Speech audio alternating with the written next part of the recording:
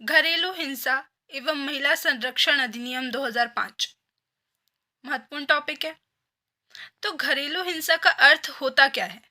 इसके अंतर्गत, इस अधिनियम के अंतर्गत घरेलू हिंसा है क्या? तो किसी भी महिला के साथ जो कि आपसे अपनापन या विवाहित संबंध रखती है या साझेदारी का संबंध रखती है, जिसे आजकल लिव इन रिलेशनशिप कहा जाता है, तो उसके अंतर्गत अगर शारीरिक दुर्व्यवहार हुआ महिला के साथ, या यौन दुर्व्यवहार हुआ, या मौखिक भावनात्मक दुर्व्यवहार हुआ, या आर्थिक दुर्व्यवहार, सभी प्रकार के दुर्व्यवहार इसके अंतर्गत आते हैं। केवल शारीरिक और यौन दुर्व्यवहार नहीं, अपितु मौखिक, भावनात्मक, आर्थिक दुर्व्यवहार भी हुआ तो वह भी घरेलू हिंसा के अंतर्गत आता है। ठीक है, उसे भी इसके अंतर्गत लिया जाता है और इस तरीके के प्रश्न कूट में देखने को मिलते हैं। अब देखते हैं कि इस अधिनियम के अंतर्गत कौन कौन कवर होते हैं या कौन इस अधिनियम के अंतर्गत कवर होगा। तो पहला, ऐसी महिला जो संयुक्त परिवार में हो, माँ, बहन, पत्नी, विधवा अथवा साझेदार के रूप में। साझेदार लिव इन रिलेशनशिप में भी होते हैं, उनको भी घरेलू हिंसा का मिलता है। फिर उसके बाद देखते हैं, संबंध की प्रवृत्ति विवाह एवं अपनापन होना चाहिए। ठीक है, संबंध की प्रवृत्ति क्या होगी? विवाह या अपनापन, कोई भी पारिवारिक संबंध होना चाहिए। उसके बाद पति महिला या महिला साझेदार का पर शिकायत नहीं कर सकता।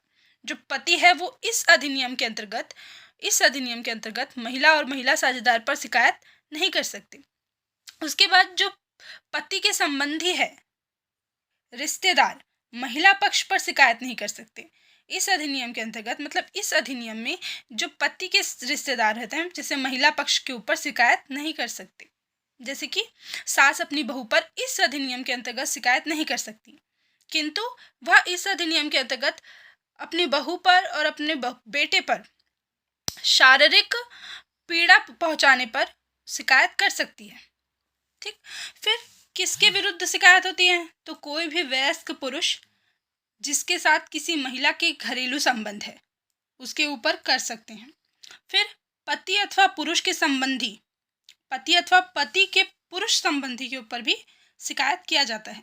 फिर पुरुष अथवा पुरुष और महिला संबंधी, पुरुष के जो पुरुष और महिला संबंधी है, उसके ऊपर पीड़िता शिकायत दर्ज कर सकती है। इसके बाद देखते हैं, इसमें सिटी मजिस्ट्रेट द्वारा आदेश पारित करना। तो कौन कौन से आदेश सिटी मजिस्ट्रेट पारित करते हैं इसके अंतर्गत, इस अधिनियम के अंतर्गत?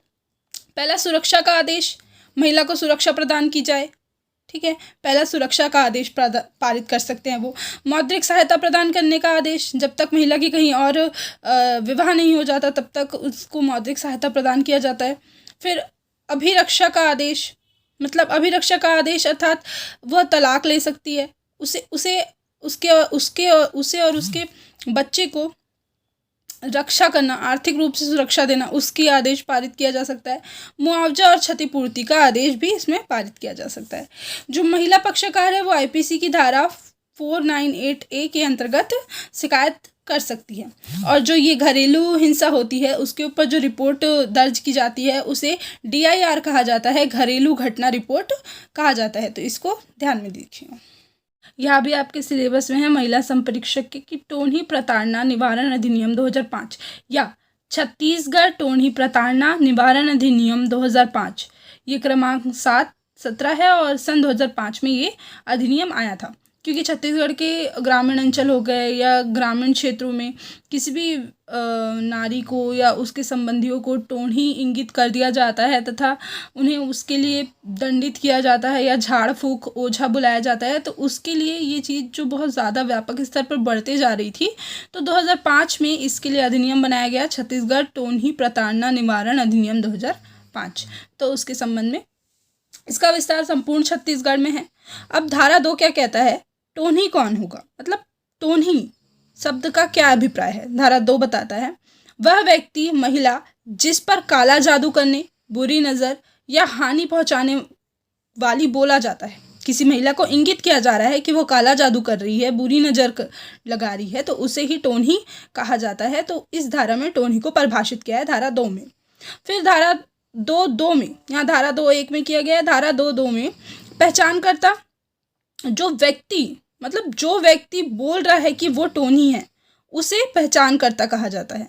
मतलब जिस व्यक्ति ने उस महिला को टोनी इंगित किया है उसे ही, या टोनी घोषित किया है, उसे ही पहचानकर्ता धारा 2(2) में कहा जाता है।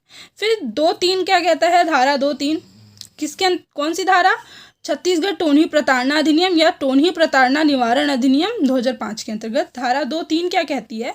ओझा वो व्यक्ति जो झाड़ फूक करने के लिए बुलाया गया है या मंत्र तंत्र करने के लिए, निपटारा या नियंत्रण करने का दावा करने वाला व्यक्ति को धारा 2(3 के अंतर्गत ओझा कहा जाता है। ठीक। अब धारा 4 क्या कहती है? जो व्यक्ति किसी व्यक्ति को टोनी के रूप में पहचान कराता हो या उसे कठोर कारावास एवं दंड का प्रावधान करता है। कौन? धारा 4। धारा 4 इंपॉर्टेंट है। मतलब कोई व्यक्ति अगर किसी को टोनी के रूप में इंगित कर रहा है तो धारा 4 के अंतर्गत उसे 3 वर्ष का कारावास और जुर्माना हो सकता है। या एमपी है, जुर्माने की राशि नहीं लिखी गई है अधिनियम में, तो 3 वर्ष का कारावास और जुर्माना हो सकता है, तो उसे कठोर कारावास का दंड का प्रावधान है। फिर धारा 5 क्या कहता है? टोनी कहकर किसी को शारीरिक रूप से या मानसिक रूप से प्रताड़ित करने पर, मतलब उसे टोनी कहकर शारीरिक और मानसिक रूप से भी प्रताड़ित कर रहे हैं तो 5 वर्ष का कारावास और प्लस जुर्माना भी होगा धारा 5 के अंतर्गत। धारा 4 के अंतर्गत कोई व्यक्ति किसी को टोनी इंगित करता है तो उसे कठोर है 3 वर्ष का कारावास और जुर्माना। लेकिन धारा 5 ही कहता है अगर उसे शारीरिक और मानसिक रूप से प्रताड़ित भी किया जा रहा है तो 5 वर्ष का कारावास, 3 वर्ष 5 वर्ष। फिर उसके बाद धारा 6 कहता है कि ओझा के रूप में जो झाड़ फूक व नियंत्रण करने के लिए आते हैं उन्हें 5 वर्ष तक का कारावास होता है इस अधिनियम के अंतर्गत। आगे देखते हैं। तो आगे है धारा 7 कहती है कि टोनी होने का दावा प्रचार प्रसार करने के लिए दंड है 1 वर्ष।